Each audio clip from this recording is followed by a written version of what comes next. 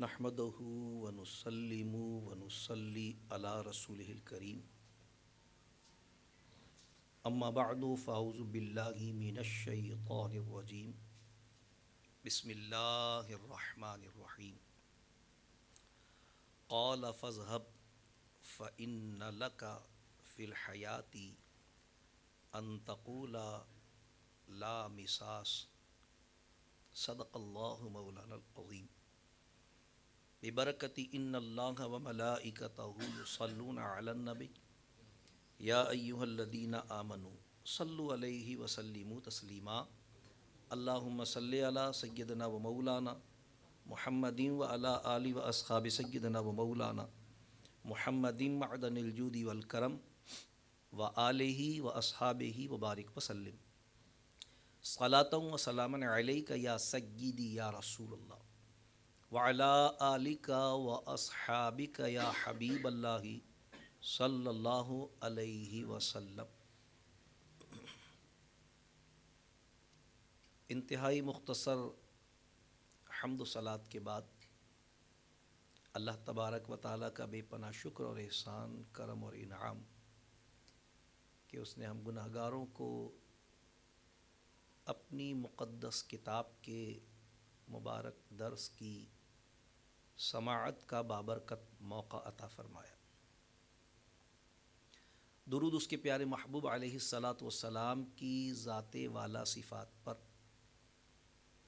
کہ ہر سعادت، ہر بھلائی اور ہر توفیق خیر انہی کے صدقے و طفیل ہے۔ سلام ان کے ازواجین مطہرات، اہل بیت اطہار، صحابہ کرام، خلفائے راشدین رضوان اللہ تعالی علیہم اجمعین پر۔ حصول برکت کے لیے قرآن کریم سے سورہ طٰہٰ شریف کی آیت کا ایک حصہ تلاوت کرنے کا شرف حاصل کیا۔ اللہ تبارک و تعالی سے دعا ہے اللہ کریم ہم سب کو دین اسلام کا نور کامل نصیب فرمائے اور قرآن عظیم کی برکات حقیقی اور فیضان نورانی سے ہم سب کو فیضیاب فرمائے۔ آج کی ہماری گفتگو کا عنوان انبیاء کرام علیہم الصلاۃ والسلام کی معجزانہ قوت گویائی ہے۔ قوت گویائی کے معنی ہے بات کرنے اور بولنے کی صلاحیت۔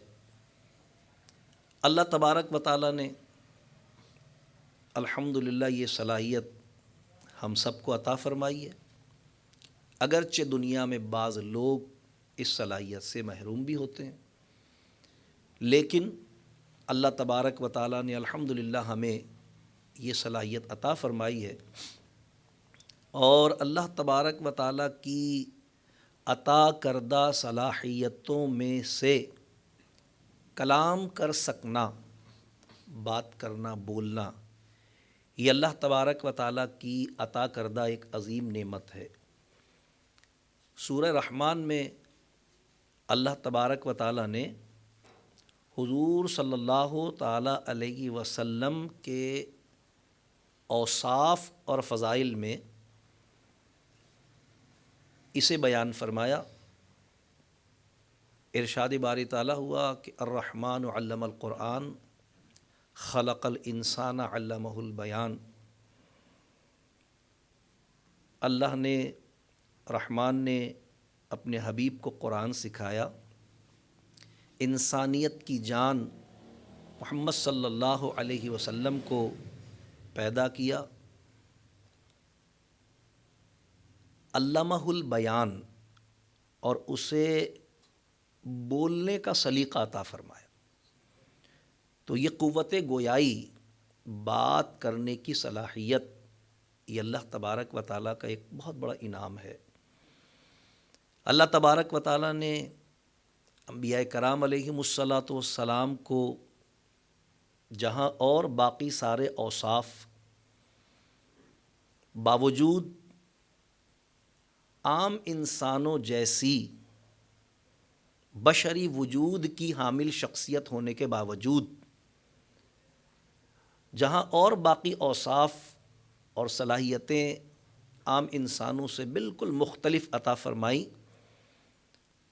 انہی امتیازات میں سے، انہی خصوصیات میں سے اور انہی انفرادیتوں میں سے ایک انفرادیت یہ بھی ہے کہ ہمارا بات کرنا اور بولنا اور انبیاء کرام علیہم الصلاۃ والسلام کا کلام کرنا اور گفتگو فرمانا باہم کوئی موازنہ نہیں رکھتا۔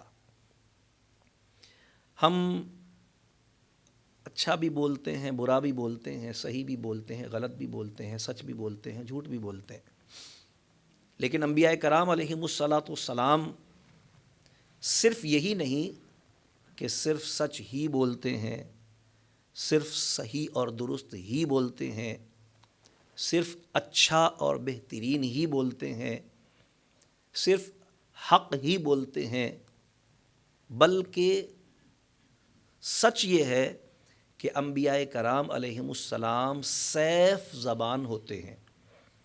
سیف زبان ہونے کا معنی یہ ہے کہ انبیاء کرام یا تو جو بولتے ہیں وہ بولتے ہیں جو ہوتا ہے، یا جو وہ بولتے ہیں ویسا ہو جاتا ہے۔ دو میں سے ایک بات ہے، یا تو جیسا ہوتا ہے وہ ویسا ہی بولتے ہیں، یعنی خلاف واقعہ نہیں بولتے، جس کو ہم جھوٹ بولتے ہیں، جس کو ہم غلط بیانی کہتے ہیں، انبیاء اس سے پاک ہوتے ہیں۔ جیسا ہوتا ہے ویسا ہی بولتے ہیں، یا جیسا وہ بولتے ہیں ویسا ہو جاتا ہے۔ یہ صفت اللہ تبارک و تعالیٰ نے انبیاء کرام علیہم الصلاۃ والسلام کو امتیازی طور پر عطا فرمائی ہے۔ قرآن کریم سے اس کے لیے جو پہلی مثال میں نے خطبے میں بصورت آیت مقدسہ تلاوت کی، اس میں اللہ تبارک و تعالی حضرت موسیٰ علیہ السلام کا واقعہ ذکر فرما رہا ہے سورہ طٰہٰ شریف میں۔ حضرت موسیٰ علیہ السلام کو اللہ تبارک و تعالی نے طور پر طلب فرمایا عطائے توریت کے لیے۔ توریت عطا فرمانے کے لیے اللہ نے حضرت موسیٰ علیہ السلام کو طور پر طلب فرمایا، اور 30 راتوں کا ان سے وعدہ فرمایا کہ آپ طور پر تشریف لائیے اور 30 دن رات وہاں پر اعتکاف فرمائیے۔ تو حضرت موسیٰ علیہ السلام نے کوہ طور کے ایک خاص غار میں 30 رات تک دن رات عبادت کی اللہ کی، دن بھر روزے رکھے، رات بھر عبادت کی اللہ کی، اور پھر حسب وعدہ آپ اللہ تبارک و تعالیٰ کے بتائے ہوئے مخصوص مقام پر، جو ایک خاص بلندی پر تھا پہاڑ پر، وہاں تشریف لے گئے۔ جاتے وقت آپ نے دل میں خیال فرمایا کہ کیونکہ میں نے مسلسل روزے رکھے ہیں، مسلسل روزے رکھنے کی وجہ سے میرے منہ میں وہ مخصوص بو پیدا ہو گئی ہے جو نہ کھانے پینے کی وجہ سے انسان کے منہ میں پیدا ہو جاتی ہے۔ بشری تقاضے کے تحت صبح ہم سو کر اٹھتے ہیں تو ایک مخصوص قسم کی بو ہمارے منہ میں موجود ہوتی ہے، اسی طرح روزہ ہم دن بھر رکھتے ہیں، شام میں وہ مخصوص قسم کی بو ہمارے منہ میں موجود ہوتی ہے۔ اللہ کے حبیب علیہ الصلاۃ والسلام نے ارشاد فرمایا روزہ دار کے منہ کی بو اللہ تبارک و تعالیٰ کو مشک و عنبر سے بھی زیادہ محبوب ہے، پسندیدہ ہے۔ تو حضرت موسیٰ علیہ السلام نے خیال فرمایا کہ میں اللہ تبارک تعالیٰ کی بارگاہ میں جا رہا ہوں، تو جاتے جاتے آپ نے وضو فرمایا اور مسواک فرمائی تاکہ منہ صاف ہو جائے، بو ختم ہو جائے، اللہ سے ہم کلام ہونے جا رہا ہوں۔ جب آپ وہاں پہنچے اور اللہ تبارک و تعالیٰ کی بارگاہ میں آپ نے سلام عرض کیا، تو اللہ تبارک و تعالیٰ نے جواب کے ساتھ ارشاد فرمایا موسیٰ تمہارے روزوں کا اثر جو تمہارے منہ کی مہک میں ہونا چاہیے تھا وہ کیوں نہیں ہے؟ اللہ سب کچھ جانتا ہے، لیکن اتمام حجت کے لیے، ان سے کہلوانے کے لیے، اقرار و اعتراف کروانے کے لیے اللہ تعالیٰ نے یہ سوال کیا۔ تو موسیٰ علیہ السلام نے جو وجہ تھی وہ بتا دی کہ مولا کیونکہ میں تیری بارگاہ میں حاضر ہوتا تو میں نے تیرے دربار کے ادب کا گمان کرتے ہوئے، یہ خیال کرتے ہوئے کہ اللہ کی بارگاہ میں جا رہا ہوں تو مجھے اپنے منہ کی بو کو زائل کر لینا چاہیے، تو میں مسواک کر کے آیا۔ تو اللہ تبارک و تعالیٰ نے وہی بات ارشاد فرمائی جو حضور علیہ السلام نے اپنی امت کو بطور تعلیم ارشاد فرمائی کہ روزہ دار کے منہ کی بو اللہ تبارک و تعالیٰ کو مشک عنبر سے بھی زیادہ محبوب ہے، اور وقت افطار جب بندہ اس بو کے ساتھ اللہ تبارک و تعالیٰ کی بارگاہ میں خشک منہ سے، ظاہر ہے کہ انتہائی پیاس کی کیفیت ہوتی ہے، خشک منہ کے ساتھ اس بو کے ساتھ اللہ کی بارگاہ میں دعا کرتا ہے تو اللہ تبارک و تعالیٰ اس کی دعا کو قبول فرماتا، رد نہیں کرتا۔ تو اللہ تبارک تعالیٰ نے فرمایا کہ موسیٰ کیونکہ تم نے یہ فعل اپنے خیال سے، اپنے گمان سے کیا، اپنے اجتہاد سے کیا۔ اجتہاد کا مطلب یہ ہوتا ہے کسی بات کو اپنے فہم سے کرنا اچھا گمان کر کے، تو ظاہر انہوں تو اچھا گمان کر کے کیا تھا نا، تم نے اپنے اجتہاد سے کیا، تو اب تم دوبارہ واپس جاؤ اور 10 دن اور 10 روزے اور رکھو۔ یہ ساری بات قرآن کریم میں مذکور ہے، میں اس کو سمرائز کر کے آپ کی خدمت میں عرض کر رہا ہوں کیونکہ جو اصل بات ہمیں اپنے عنوان کے متعلق کہنی ہے۔ تو موسیٰ علیہ السلام واپس تشریف لے آئے اور پھر 10 روزے آپ نے پھر رکھے تاکہ وہ بو بحال ہو جائے۔ موسیٰ علیہ السلام جب طور پر تشریف لے گئے تھے تو آپ اپنے پیچھے حضرت ہارون علیہ السلام کو، جو آپ کے سگے بھائی تھے، اور آپ کی دعا کے نتیجے میں اللہ تبارک و تعالیٰ نے ان کو نبوت عطا فرمائی تھی۔ جب اللہ نے حضرت موسیٰ علیہ السلام کو وحی فرمائی اور آپ کو اعلان نبوت کا حکم دیا تو موسیٰ علیہ السلام نے اللہ کی بارگاہ میں عرض کی کہ مولا میری زبان میں لکنت ہے، فصاحت نہیں ہے۔ موسیٰ علیہ السلام کی زبان میں لکنت تھی، بچپن میں فرعون نے آپ کے منہ پر انگارہ رکھا تھا، تو فرمایا کہ ہارون مجھ سے زیادہ فصیح ہیں۔ جیسا میں نے بتایا نا کہ کلام کرنے کی صلاحیت ہونا یہ اللہ کی بڑی نعمت ہے، تو آپ نے کہا کہ یہ فصیح ہے مولا، تو انہیں میرا معاون و مددگار بنا دے۔ تو اللہ تبارک تعالیٰ نے آپ کو بھی نبی بنایا، حضرت موسیٰ علیہ السلام رسول اور حضرت ہارون علیہ السلام نبی، موسیٰ علیہ السلام کے تابع، یعنی آپ کی شریعت اور آپ کی کتاب کی تبلیغ کرنے والے۔ تو آپ نے حضرت ہارون علیہ السلام سے فرمایا کہ میں تمہیں بنی اسرائیل پر نگہبان بنا کر جا رہا ہوں، ان کے معاملات کی نگرانی کرنا اور درستگی کا اہتمام رکھنا یہ تمہاری ذمہ داری ہوگی۔ میں 30 دن کے بعد لوٹ کر آؤں گا۔ تو 30 دن کا وعدہ کر کے گئے تھے آپ، لیکن وہاں اللہ تبارک تعالیٰ نے 10 دن اور بڑھا دیے۔ بنی اسرائیل اپنی مخصوص بد فطرتی کی بنیاد پر 2-4 دن کے بعد ہی بد نظمی میں اور بے حکمی کا شکار ہو گئے۔ حضرت ہارون علیہ السلام انہیں بہت نصیحت کرتے رہے، سمجھاتے رہے، معاملات میں بہتری اور اچھائی کی طرف راغب کرتے رہے، یہاں تک کہ جب 30 دن گزر گئے اور موسیٰ علیہ السلام واپس نہیں آئے تو اب تو یہ لوگ بالکل ہی آپے سے باہر ہو گئے۔ لہٰذا بنی اسرائیل کا ایک شخص جس کا نام سامری تھا، اس نے بنی اسرائیل سے کہا کہ بھائی موسیٰ تو اب لوٹ کر نہیں آئیں گے، 30 دن کا وعدہ کر کے گئے تھے، لوٹ کر تو آئے نہیں، اب تو 30 دن بھی گزر گئے، تو تم لوگ سارے ایسا کرو کہ اپنا اپنا زیور جمع کرو تو میں تمہیں ایک بچھڑا بنا دوں جیسا کہ ہم نے فلاں مقام پر دیکھا کہ لوگ بچھڑے کی عبادت کرتے ہیں۔ اس زمانے میں بتوں کی عبادت ہوتی تھی تو ان میں سے کہیں کوئی بچھڑے کا بت انہوں نے دیکھ رکھا تھا، لہٰذا اس نے سب کا سونا جمع کیا، اس کو پگھلا کر ایک بچھڑا تیار کیا، اس نے بچھڑے کی مورت تیار کی، اور پھر اس نے حضرت جبرائیل علیہ السلام کے جو کہ جب کہ آپ بشری لباس میں تشریف لائے تھے اور موسیٰ علیہ السلام کی بارگاہ میں آپ حاضر ہوئے تھے، تو سامری نے جو کہ جادو اور دیومالائی علوم میں مہارت رکھتا تھا، اس نے حضرت جبرائیل علیہ السلام کی گھوڑی کے ٹاپ کی جگہ سے مٹی اٹھائی تھی وہ مٹی اس نے اس بچھڑے کے منہ میں ڈالی، جس کی وجہ سے اس بچھڑے میں سے زندہ بچھڑے کی آواز نکلنے لگی۔ تو لوگوں نے گمان کیا کہ ارے یہ تو پھر واقعی سچ مچ ہمارا خدا ہے معاذ اللہ۔ تو لوگ اس کی طرف راغب ہوئے اور بہت لوگ گمراہ ہوئے۔ حضرت ہارون علیہ السلام نے ان کو بہت روکنا چاہا، لیکن وہ ہارون علیہ السلام کی جان کے در پہ ہو گئے۔ ہارون علیہ السلام نے ظاہر ہے جان بچانا فرض ہے، اپنی جان بچائی، اور جو لوگ ہارون علیہ السلام کے تابع رہے ان کو سنبھال کر آپ روکے رہے، حتیٰ کہ حضرت موسیٰ علیہ السلام جب لوٹ کر آئے اور یہ سب بچڑے کی پوجا میں مبتلا ہو چکے تھے، حضرت موسیٰ علیہ السلام نے حضرت ہارون کی داڑھی پکڑی، قرآن کریم نے اس کا ذکر کیا ہے، اور کہا کہ میں نے تمہیں ان پر نگہبان بنایا تھا، پھر یہ لوگ کس طرح اس میں مبتلا ہوئے؟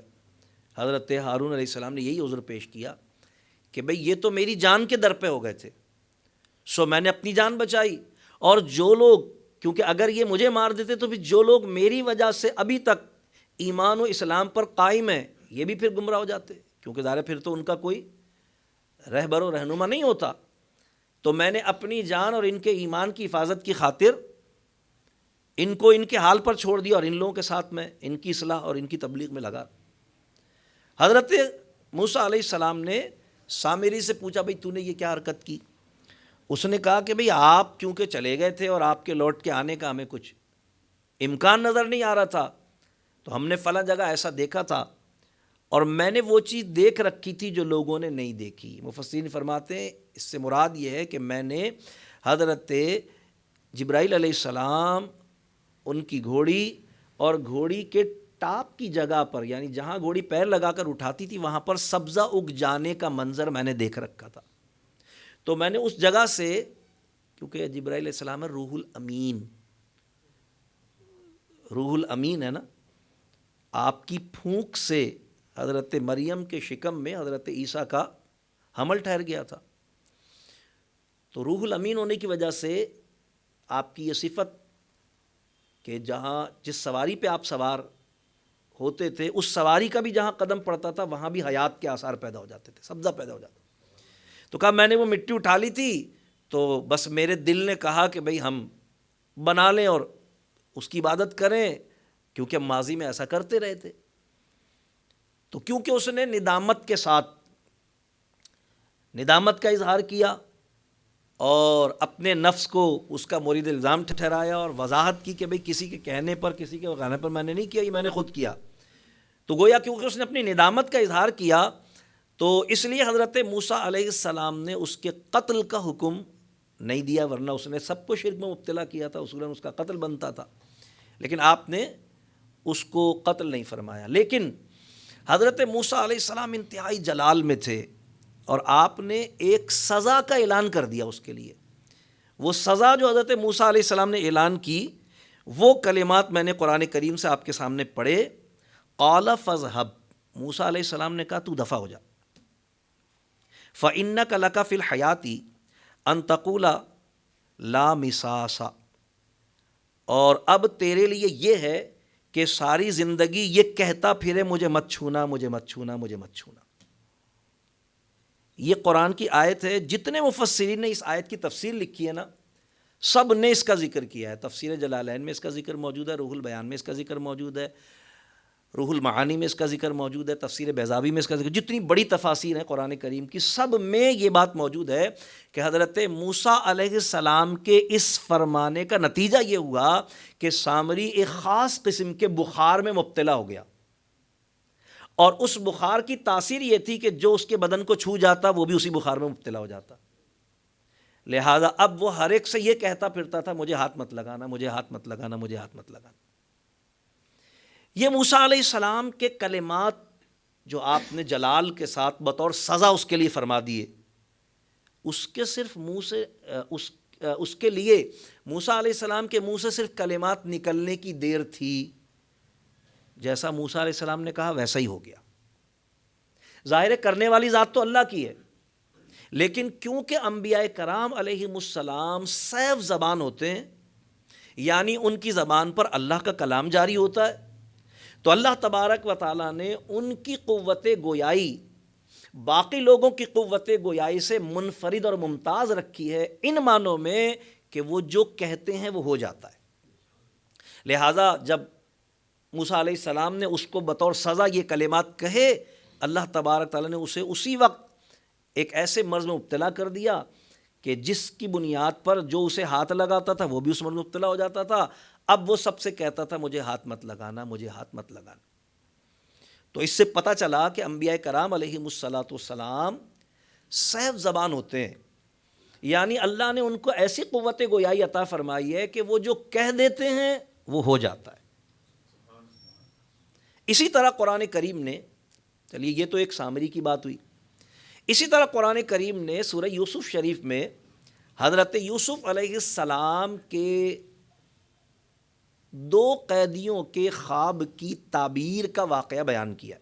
سورہ یوسف میں یہ واقعہ موجود ہے کہ جب حضرت یوسف علیہ السلام کو قید میں بھیجا گیا تو آپ کے پیچھے 2 افراد اور قید میں لائے گئے، ایک بادشاہ کا ساقی تھا اور ایک بادشاہ کا باورچی تھا۔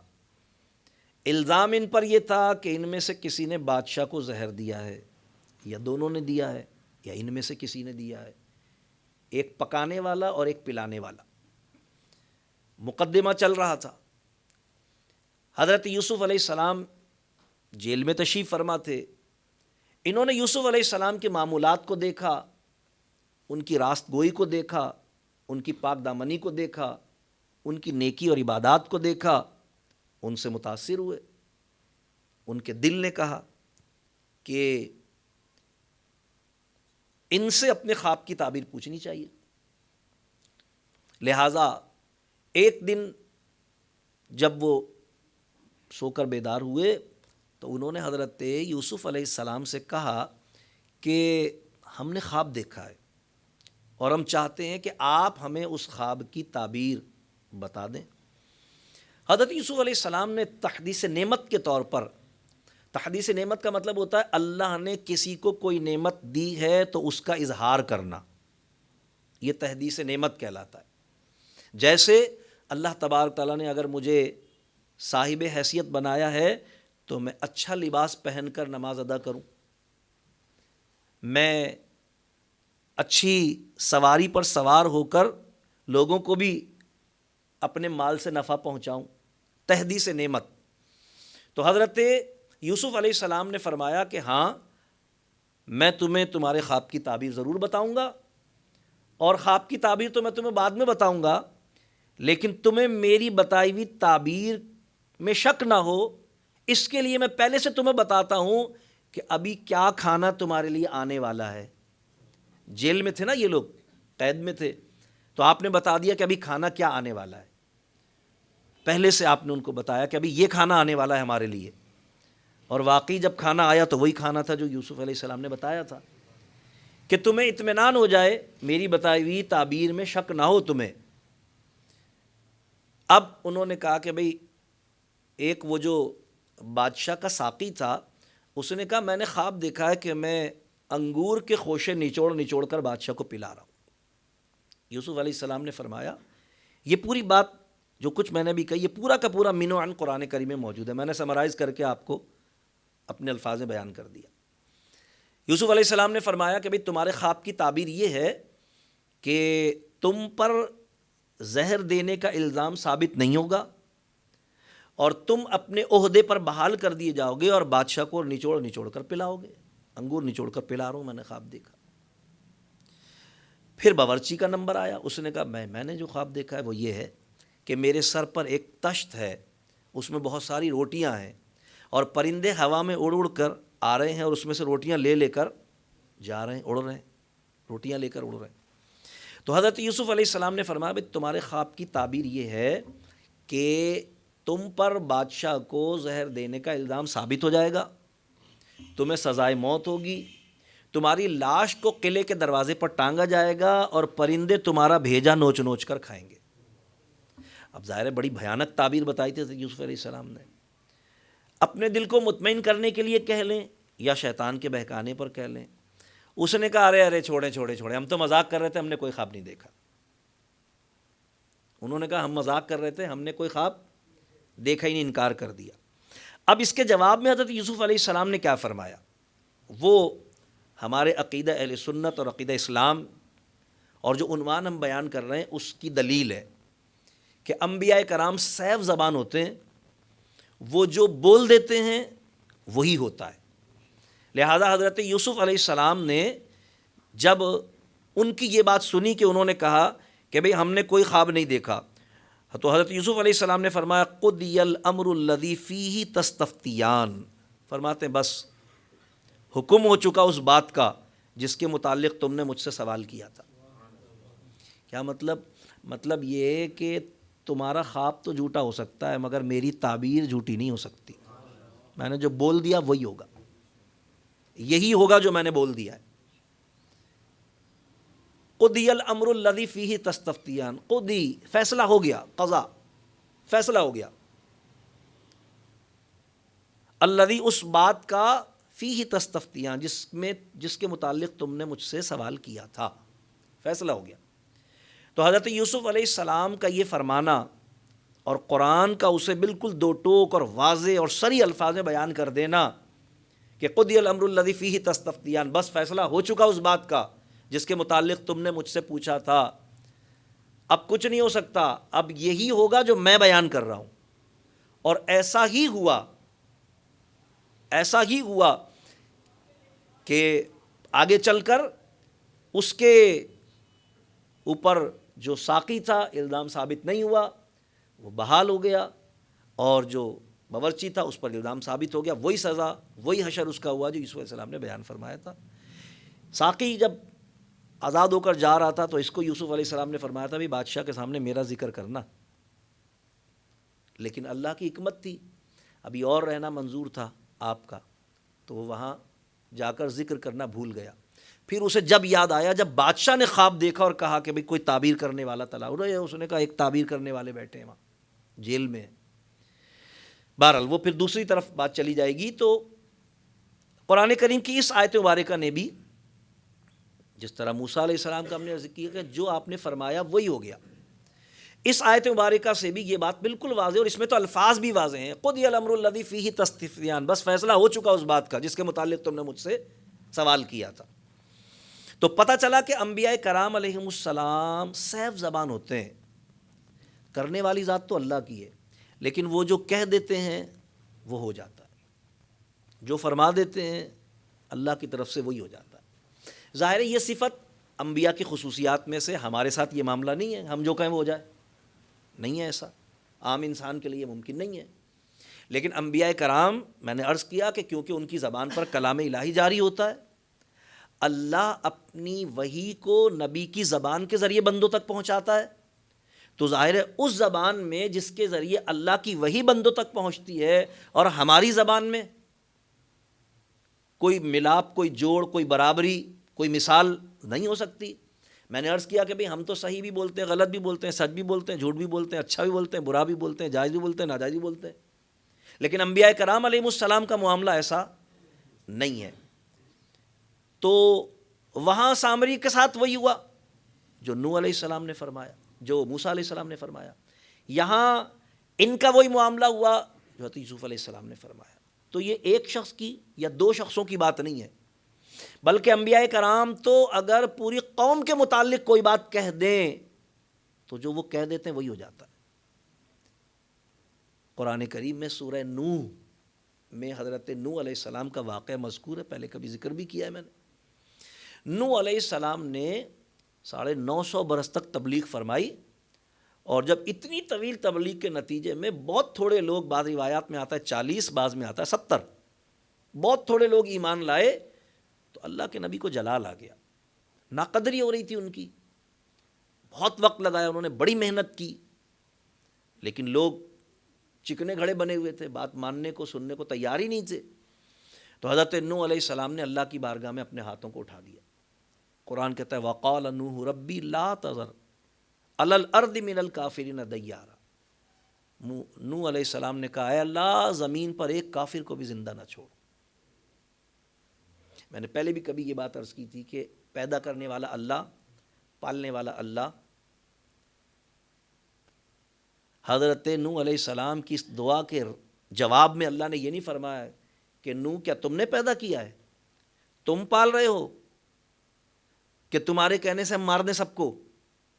ایسا نہیں ہوا، بلکہ جب نوح علیہ السلام نے یہ فرمایا کہ اللہ زمین پر ایک کافر کو بھی زندہ نہ چھوڑ، اور پورے وثوق کے ساتھ فرمایا، دلیل پیش کی اللہ کی بارگاہ میں، کیونکہ اب جو ان کی اولادیں ہوں گی، فرمایا ولا یلد الا فاجرا کفارا، یہ تو پیدا بھی نہیں کریں گے مگر کافر اور فاجر ہی۔ تو کیونکہ آپ نے ایک مدلل اور کامل گفتگو اللہ کی بارگاہ میں کی، تو اللہ تبارک و تعالیٰ نے بالکل ویسا ہی کر دیا جیسا نوح علیہ السلام نے فرمایا تھا۔ سب کو پتہ ہے کہ طوفان آیا، سارے لوگ اس میں پانی کے طوفان میں ہلاک ہو گئے، غرق کر دیے گئے۔ تو انبیاء کرام علیہم الصلاۃ والسلام سیف زبان ہوتے ہیں، یعنی جو وہ کہہ دیتے ہیں اللہ تعالیٰ ویسا ہی کر دیتا ہے۔ ان کا کہا پتھر کی لکیر ہوتا ہے، ان کا فرمایا قسمت کی تحریر بن جاتا ہے، جو وہ کہتے ہیں وہ ہو جاتا ہے۔ یہ انبیاء کی خصوصیات میں سے ہے۔ اب موسیٰ علیہ السلام ہو یا یوسف علیہ السلام ہو یا نوح علیہ السلام ہو، یا اور اس طرح کی بہت ساری مثالیں ہم تفاسیر سے تلاش کر کے نکال لیں، تو وہ سارے کے سارے ہیں حضور علیہ السلام کے مقتدی۔ اور الحمدللہ اللہ نے ہمیں جس نبی کا کلمہ پڑھنے کا اعزاز اور شرف عطا فرمایا، جن کی غلامی کا شرف اور اعزاز عطا فرمایا، ان کی شان یہ ہے کہ اللہ فرماتا ہے وَرَفَعْ بَعْضَهُمْ درجات، ہمارا رسول وہ ہے جسے ہم نے سب پر درجوں فضیلت عطا فرمائی ہے۔ یہ سب کون ہیں؟ انبیاء کرام، کیونکہ بات رسولوں کی ہو رہی ہے۔ تِلْکَ رُسُلُ فَضَّلْنَا بَعْضَهُمْ عَلَىٰ بَعْضٍ مِّنْهُمْ مَنْ كَلَّمَ اللَّهُ وَرَفَعَ بَعْضَهُمْ درجات۔ یہ ہمارے رسول ہیں کہ ان میں سے بعض کو بعض پر فضیلت ہے، کوئی وہ ہے جس سے اللہ نے کلام کیا، اور کسی کا حال یہ ہے کہ اسے باقی سب پر درجوں فضیلت عطا فرمائی۔ یہ ہمارے نبی علیہ السلام کی بات ہو رہی ہے۔ اعلیٰ حضرت امام احمد رضا فاضل بریلوی رحمۃ اللہ فرماتے ہیں سب سے اولا و اعلیٰ ہمارا نبی، سب سے بالا و والا ہمارا نبی، خلق سے اولیاء، اولیاء سے رسول، سب رسولوں سے اعلیٰ ہمارا نبی۔ اللہ فرما رہا ہے وَرَفَعَ بَعْضَهُمْ درجات، ہمارا محبوب وہ ہے کہ جسے ہم نے باقی سب پر درجوں فضیلت عطا فرمائی ہے۔ تو باقیوں کا معاملہ تو یہ ہے کہ ان کی زبان کے ذریعے اللہ اپنی وحی لوگوں تک پہنچاتا ہے، لیکن حضور علیہ الصلاۃ والسلام کا معاملہ اس سے بالکل الگ ہے۔ امام الانبیاء ہونے کے ناطے اللہ نے انبیاء کرام پر آپ کو جو امتیازات عطا فرمائے ہیں، جو انفرادیت اللہ نے آپ کو جماعت رسول و انبیاء میں عطا فرمائی ہے امام الانبیاء ہونے کے ناطے، ورفع بعضهم درجات کہہ کر اللہ نے قرآن میں اس کا اعلان کیا، اس کی شان کو اللہ نے حضور کے کلام کی قوت گویائی کی عظمت کے بیان میں قرآن میں بصورت نعت اس طرح بیان کیا کہ وما ينطق عن الهوى ان هو الا وحی یوحی، ہمارا یہ محبوب تو اپنی مرضی سے کوئی کلام کرتا ہی نہیں۔ باقی نبیوں کا معاملہ یہ ہے کہ وہ اللہ کی وحی بندوں تک پہنچاتے ہیں، لیکن ظاہر کلام اپنی مرضی سے بھی کرتے ہیں، اگرچہ ان کا ہر کلام جائز، درست، صحیح، حق ہوتا ہے، لیکن وہ اپنی مرضی سے بھی کلام کرتے ہیں۔ لیکن اللہ نے حضور کی یہ خصوصیت قرآن کریم میں بیان فرمائی کہ وما ينطق عن الهوى، ہمارا یہ محبوب اپنی مرضی سے تو بات ہی نہیں کرتا، وما ينطق، وہ بولتا ہی نہیں، عن الهوى، اپنی مرضی سے، ان هو الا وحی یوحی، مگر وہ جب بولتا ہے تو وہ اس وقت بولتا ہے، وہ بات بولتا ہے جو اللہ اس پر وحی کرتا۔ یہی وجہ ہے کہ ہمارا ایمان یہ ہے کہ حضور علیہ الصلاۃ والسلام کی زبان نبوت سے نکلنے والی ہر بات منزل من اللہ ہے، اللہ کی طرف سے نازل شدہ ہے۔ اسی لیے ہم قرآن کو اور حدیث کو دونوں کو وحی مانتے ہیں۔ وحی مطلوع اور وحی غیر مطلوع کا تصور اسلام میں موجود ہے۔ ایک وہ وحی جو تلاوت کی جاتی ہے جن کو آیات قرآنیہ کہتے ہیں، اور ایک وہ وحی جن کی تلاوت نہیں کی جاتی جن کو احادیث مبارکہ کہتے ہیں، کیونکہ حضور کا ہر فرمان، حضور کا ہر قول، حضور کا ہر ارشاد اللہ کی طرف سے نازل شدہ۔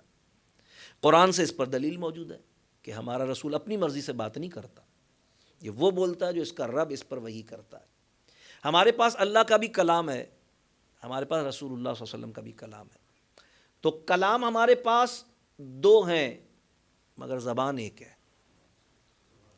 حضور کلام کرتے ہیں، اپنے منہ سے کلام کرتے ہیں، اللہ کلام کرتا ہے، حضور ہی کے منہ سے کلام کرتا ہے۔ اسی لیے اللہ فرما رہا ہے نا وما ينطق عن الهوى، تاکہ یہ بات سمجھ میں آ جائے، اپنی مرضی سے نہیں بولتا، اللہ کی مرضی سے بولتا ہے، یعنی اللہ کا کلام ہے۔ حضور کی ہر بات اللہ کا کلام ہے۔ میرے اور آپ کے امام اعلیٰ حضرت امام اہل سنت امام رضا فاضل بریلوی رحمۃ اللہ علیہ فرماتے ہیں، وہ زباں جس کو سب کن کی کنجی کہیں، اس کی نافذ حکومت پہ لاکھوں سلام۔ وہ زباں جس کی ہر بات وحی خدا، چشمہ علم و حکمت پہ لاکھوں سلام۔ ہر بات وحی خدا ہے، جو بولتے ہیں اللہ کا کلام ہوتا ہے، جو فرماتے ہیں اللہ کی طرف سے ہوتا ہے۔ تو حضور علیہ الصلاۃ والسلام کا کلام فرمانا، حضور کی قوت گویائی، حضور کا بولنا، حضور کا بات کرنا، اللہ اکبر۔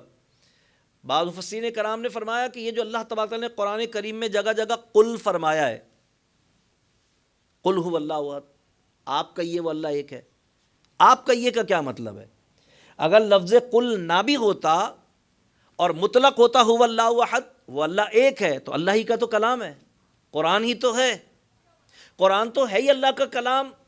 اور جب قرآن اللہ کا کلام ہے تو سارا کا سارا کلام الہی حضور ہی کی زبان سے ہمیں ملا ہے۔ تو اگر لفظ قل نہیں ہوتا تب بھی معنی یہی ہوتا کہ حضور علیہ السلام نے بتایا کہ وہ اللہ ایک ہے، لیکن اللہ نے قل لگایا، تو کیا اس میں حکمت ہے؟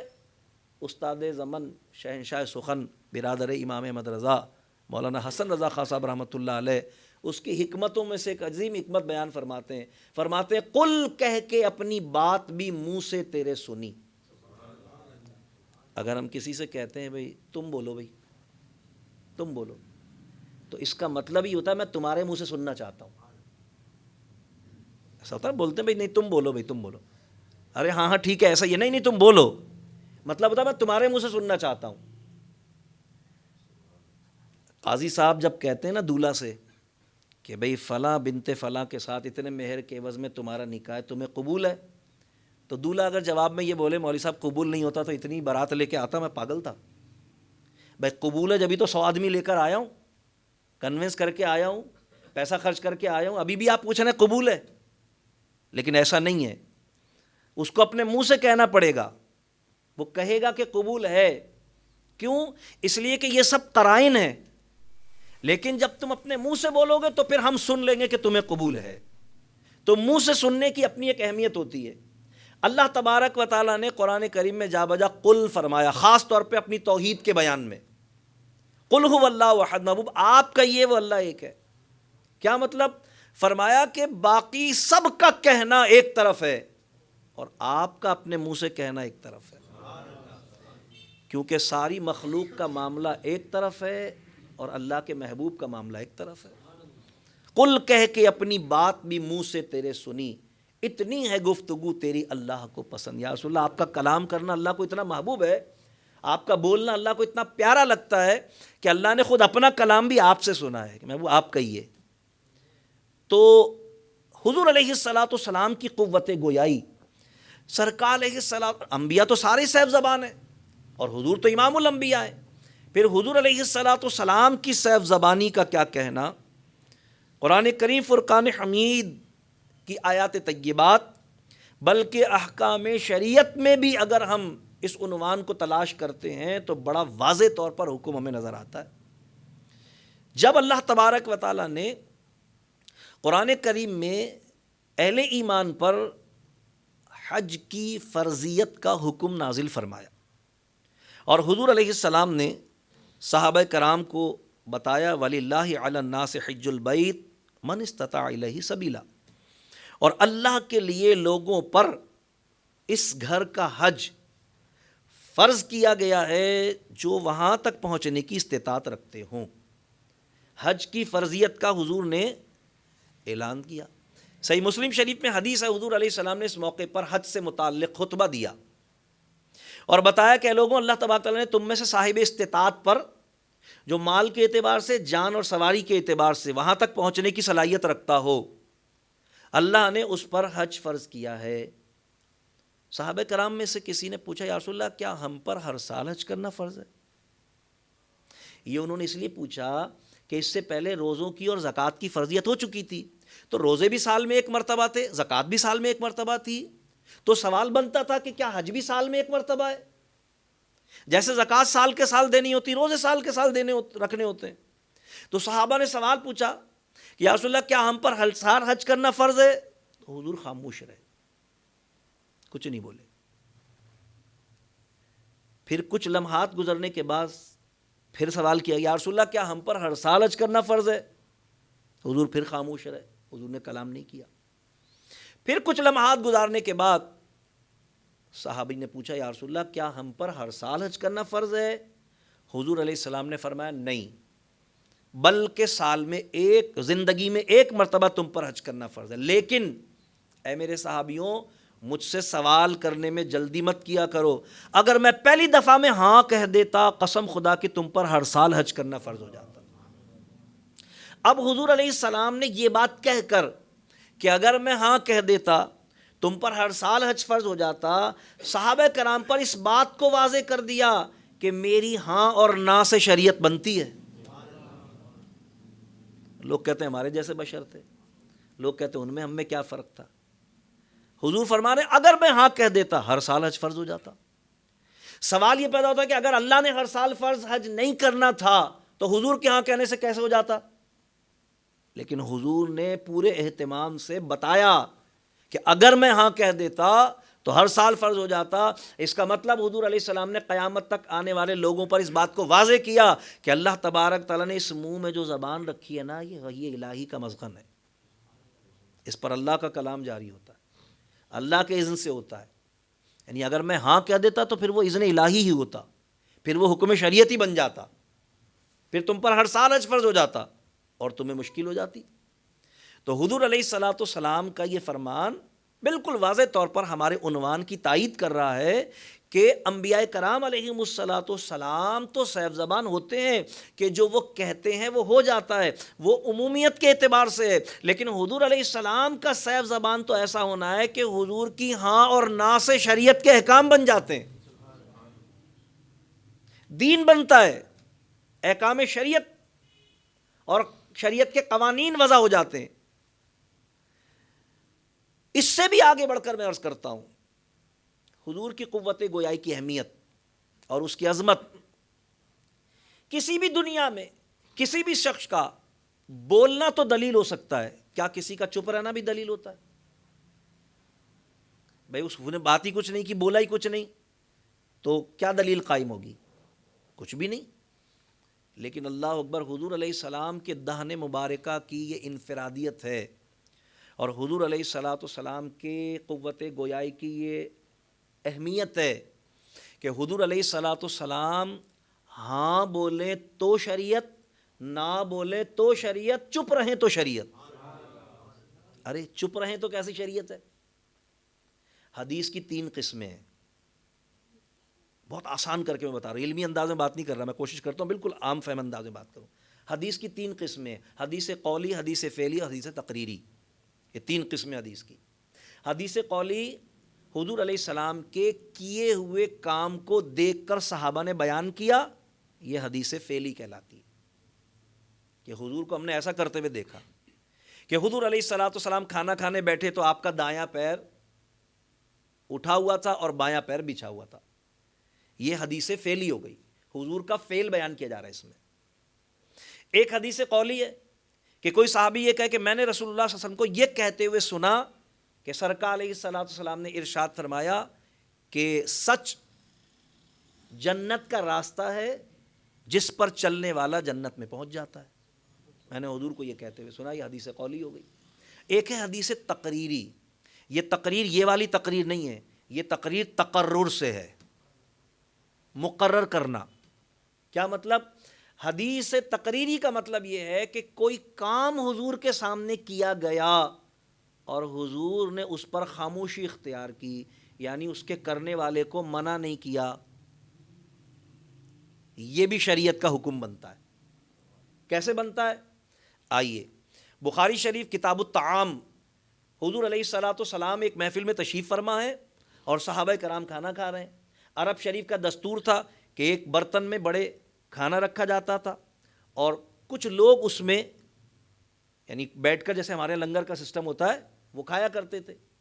حضور علیہ الصلاۃ والسلام اور دو صحابہ کرام اس برتن میں کھا رہے تھے، ایک نوعمر بچہ بھی اس میں شامل تھا۔ تو وہ بچہ کبھی اپنے سامنے سے لقمہ اٹھاتا، کبھی حضور کے سامنے سے لقمہ اٹھاتا، کبھی دائیں سے لقمہ اٹھاتا۔ تو جب اس نے ایک مرتبہ یہ حرکت کی تو دوسری مرتبہ میں حضور علیہ السلام نے اس کا دست مبارک پکڑ لیا اور ارشاد فرمایا کہ اے بچے، کھانا کھانے کا ادب یہ ہے کہ جب تم ایک برتن میں کچھ لوگوں کے ساتھ کھانا کھاؤ تو اپنے سامنے سے کھاؤ۔ یہ حدیث تقریری ہے۔ کیا مطلب؟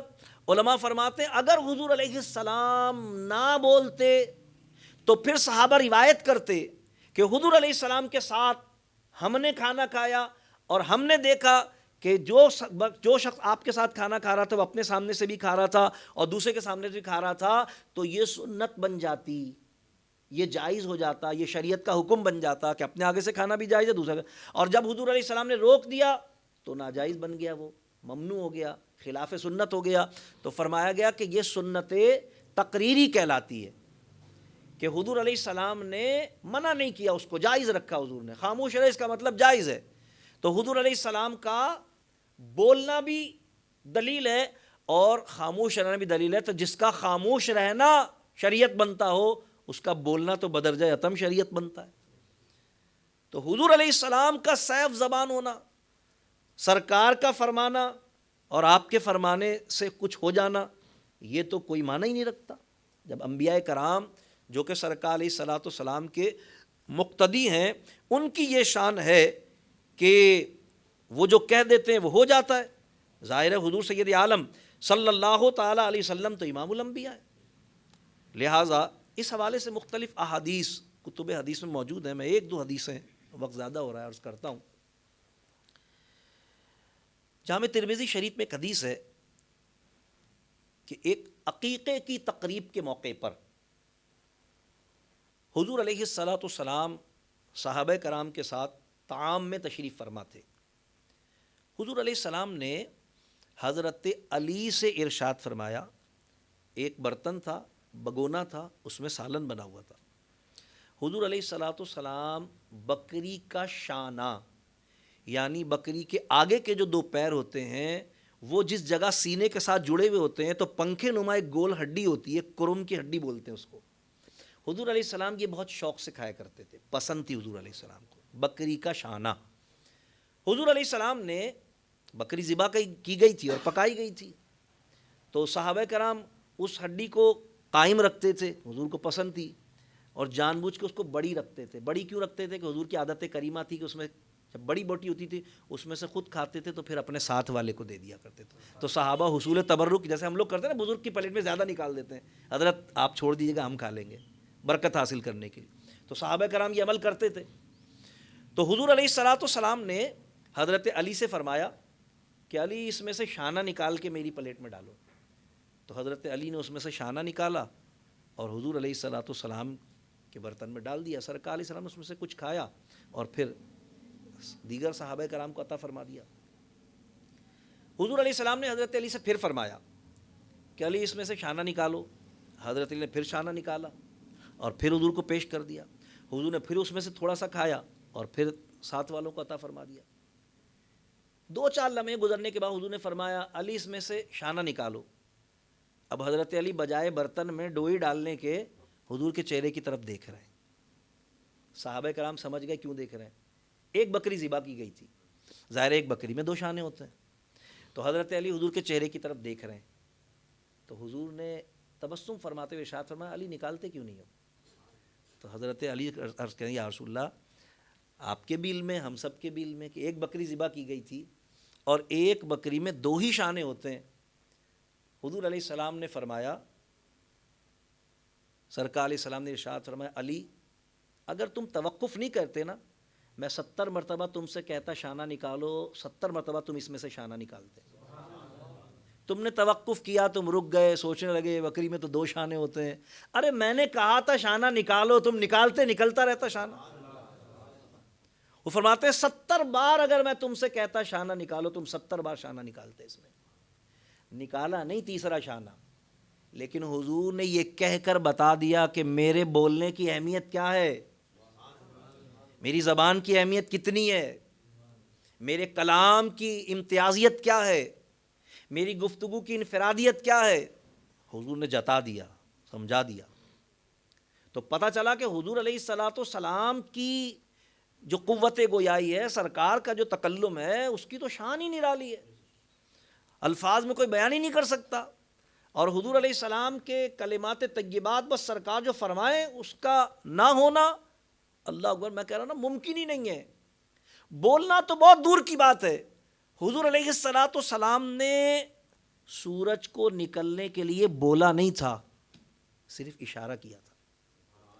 حضور نے چاند کو 2 ٹکڑے ہونے کے لیے زبان سے حکم نہیں دیا تھا، صرف اشارہ کیا تھا. حضور نے کنکریوں کو کلمہ پڑھ کے حضور کی رسالت کی گواہی دینے کے لیے کچھ کہا نہیں تھا.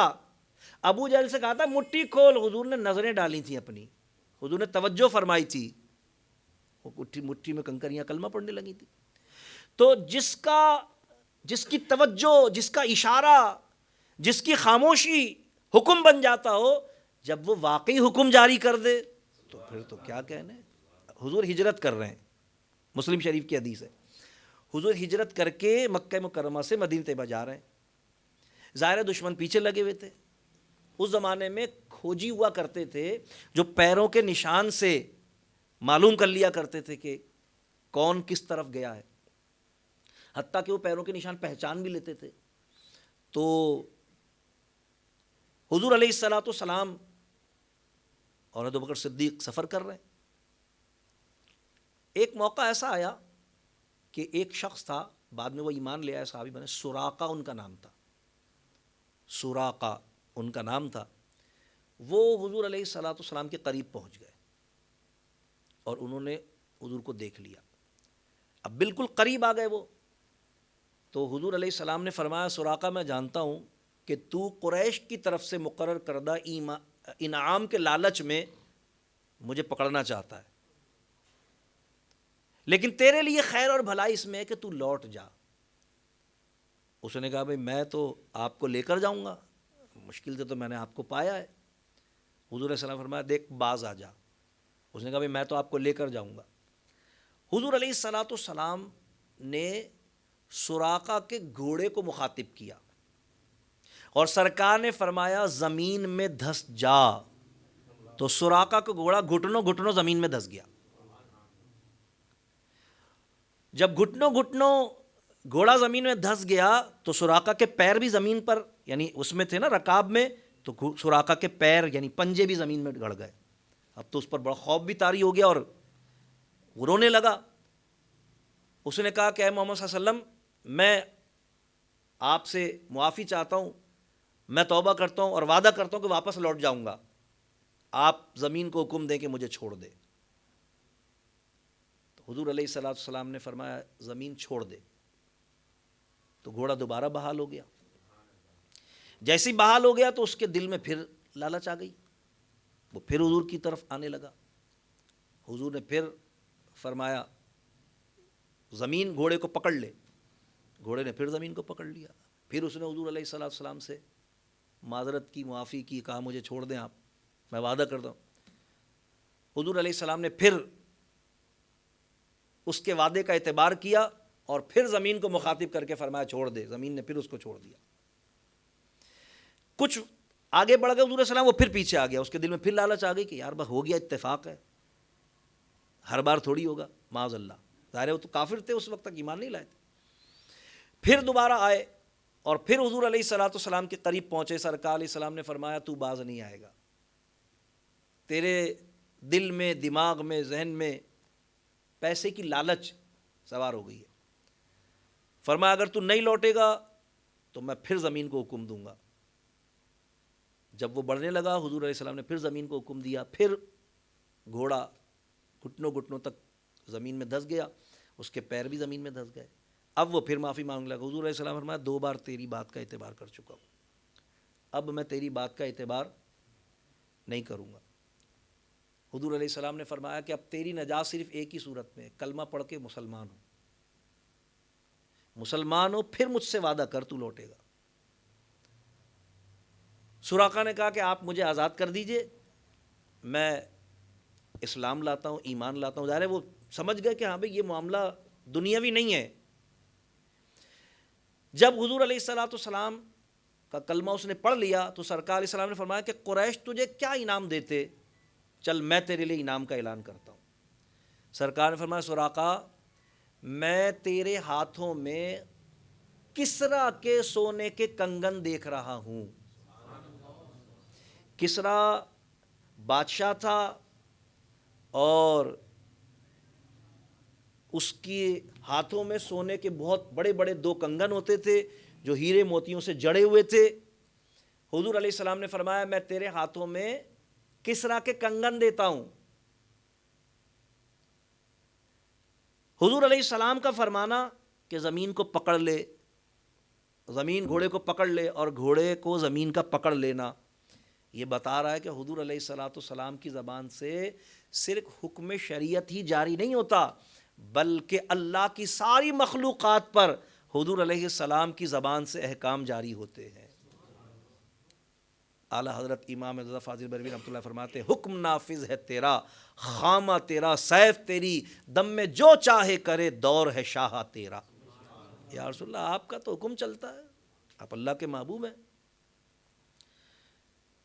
ایسا ہی ہوا کہ جب حضرت عمر رضی اللہ تعالیٰ عنہ کا دور خلافت تھا اور کسریٰ مغلوب ہوا اور گرفتار ہوا اور اس کے کنگن مال غنیمت کی صورت میں حضرت عمر رضی اللہ تعالیٰ عنہ کے سامنے پیش کیے گئے. سامان کے اوپر وہ کنگن رکھے ہوئے تھے. اتفاقی طور پر سراقہ اس محفل میں اس موقع پر موجود تھے. فرمایا کیونکہ حضور علیہ السلام نے ابوبکر صدیق رضی اللہ عنہ کے سامنے یہ بات کہی تھی, صحابہ کرام میں معروف تھی یہ بات کہ حضور علیہ السلام نے یہ بشارت دی ہے اس کو. فرمایا کہ عمر آپ کو یاد ہے نا حضور علیہ السلام نے فرمایا تھا؟ فرمایا بالکل مجھے یاد ہے. آپ نے وہ کنگن اٹھا کے اس کے ہاتھوں میں پہنا دیے. حالانکہ سونا پہننا مرد کو حرام ہے, لیکن حضور علیہ السلام کی زبان مبارک, حضور نے فرما دیا تھا میں تیرے ہاتھوں میں. حضور تو جو فرمائے وہ حکم شریعت ہوتا ہے. حرام حلال حضور کی زبان سے جاری ہوتا ہے, حضور جو فرمائے ہو جاتا ہے. کبھی انشاءاللہ اس پر پھر علیحدہ سے گفتگو کریں گے. ہم سب کو پتہ ہے نا حضور علیہ السلام حکم شریعت جس کے لیے جو چاہیں جاری کر دیں. حضور نے حضرت علی کو منع کر دیا, حضرت خاتون جنت کی زندگی میں تم دوسرا نکاح نہیں کر سکتے, حالانکہ قرآن نے 4 نکاح کی اجازت دی ہے مردوں. حضرت علی نے اس حکم کو چیلنج نہیں کیا بلکہ اس پر عمل کیا. پتہ چلا کہ صحابہ کرام میں سے ہر ایک کا یہی ایمان تھا کہ حضور جس کے لیے جو فرما دیں وہ حکم الہی ہی ہوتا ہے, وہ فرمان خداوندی ہی ہوتا ہے. تو حضور سید عالم صلی اللہ تعالیٰ علیہ وسلم کا ارشاد اور آپ کا فرمان حکم الہی ہوتا ہے. حضور علیہ السلام کے ایک صحابی, بخاری شریف کتاب المغازی میں حدیث ہے, بالکل ابتدائی زمانے میں ان کا نام تھا حضرت عمار ابن یاسر رضی اللہ تعالیٰ, بہت مشہور صحابی رسول ہے. تو کفار نے آپ کو گرفتار کر لیا اور گرفتار کرنے کے بعد آپ کے بدن پر آگ لگا دی, یعنی آپ کو زندہ جلانے کا اقدام انہوں نے کیا. آپ کا پورا وجود اس پر آگ بھڑکی ہوئی تھی. حضور علیہ السلام کو خبر دی گئی یا رسول اللہ کفار نے ان کو گھیرا ہوا ہے, اور حضور علیہ السلام تشریف لے گئے. بخاری شریف کتاب المغازی میں حدیث موجود. سرکار علیہ السلام نے براہ راست آگ کو مخاطب کیا, بالکل انہی کلمات کے ساتھ جو اللہ تبارک تعالیٰ نے حضرت ابراہیم علیہ السلام کے آگ میں ڈالے جانے کے موقع پر ارشاد فرمائے تھے. اللہ فرماتا قلنا, ہم نے کہا, یا نارو, اے آگ, کونی بردن, ٹھنڈی ہو جا, سلامن علی ابراہیم, ابراہیم پر سلامتی والی ٹھنڈک. تو حدیث پاک میں ہے کہ حضور علیہ السلام نے بالکل اسی طرح آگ کو مخاطب کیا, فرمایا یا نارو کونی بردم و سلامن علی عمار. حضور کی زبان سے یہ الفاظ نکلنے تھے کہ ساری آگ ٹھنڈی ہو گئی. ایک دم جیسے ان پر آگ تھی نہیں، یعنی صرف آگ بجھی نہیں بلکہ ان کے وجود میں جو آگ کے جلنے کی اذیت اور تکلیف تھی وہ بھی ساری رفع ہو گئی، جو زخم اور جو اس کی وجہ سے چوٹ بنی تھی وہ بھی ختم ہو گئی، سب کچھ صحیح ہو گیا۔ حضور کی زبان مبارک سے نکلے کلمات، حضور نے فرمائے۔ تو انبیاء تو صاحب زبان ہوتے ہیں، اور حضور تو امام الانبیاء ہیں، کیسے ممکن ہے کہ حضور علیہ السلام کا فرمایا ہوا؟ تو حضور سید عالم صلی اللہ علیہ وسلم نے فرما دیا، وہی ہو گیا۔ غزوہ مبارکہ میں حضرت عبداللہ بن جحش رضی اللہ عنہ کا واقعہ بڑا مشہور ہے، امام سیوطی نے بھی خصائص کبریٰ میں نقل کیا ہے، دیگر کتب حدیث میں بھی موجود ہے، جامع ترمذی وغیرہ میں۔ غزوے کے دوران بہت جیش الاسرہ، ایک بہت ہی غزوہ تبوک جس کو ہم کہتے ہیں، بہت زیادہ یعنی ایسا مسلمانوں پر مفلوق الحالی تھی، سوار زیادہ تھے، سواریاں کم تھیں، افراد زیادہ تھے اور اسلحہ کم تھا۔ حضرت عبداللہ بن جحش رضی اللہ تعالیٰ عنہ تلوار تھی، لڑ رہے تھے، لڑتے لڑتے لڑتے لڑتے تلوار ٹوٹ گئی، دستہ ہاتھ میں رہ گیا، حضور کی خدمت میں آ گئے، یا رسول اللہ صلی اللہ علیہ وسلم تلوار ٹوٹ گئی، یہ دستہ رہ گیا، مجھے تلوار عطا فرما دیں تاکہ میں جا کر لڑوں۔ اب حضور علیہ السلام نے دائیں بائیں دیکھا، تلوار تھی، افراد بہت زیادہ تھے، اسلحہ کم تھا۔ حضور علیہ السلام نے دائیں بائیں دیکھا، حضور کے قریب کھجور کا ایک درخت تھا، حضور علیہ السلام نے اس کی ٹہنی توڑی، پتہ توڑا اس کا، اور اس کے جو سائیڈوں کے پتے تھے وہ سرکار نے جدا کر دیے، تو وہ بیچ کی جو اس کی ڈنڈی، ٹہنی، چھڑی کہہ لیں آپ، وہ رہ گئی باقی۔ تو حضور علیہ السلام نے وہ چھڑی حضرت عبداللہ بن جحش رضی اللہ عنہ کے ہاتھ میں دے دی۔